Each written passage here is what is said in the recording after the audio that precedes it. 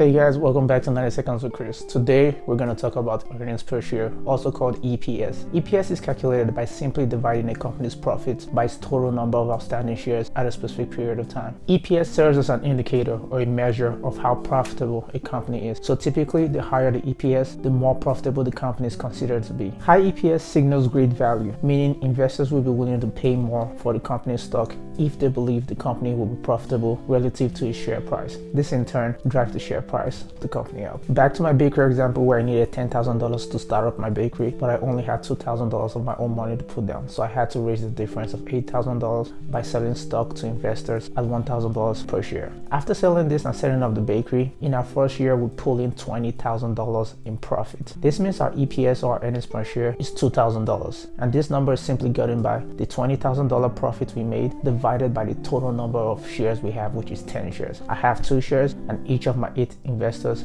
have 1 share. This means that EPS is simply calculated by the net income divided by the total number of shares in the company. Such a high EPS in this case of my bakery is going to entice future investors to want to invest in my company. Thus, as investors are trying to beat up the share price of the bakery is going to keep going up and up. Earnings per share also helps investors compare several companies within an industry to see which company is more profitable. Obviously, the company with the higher earnings per share is more profitable than those with the lower earnings per share. That's it for the video, guys. I'm gonna see you guys in the next one.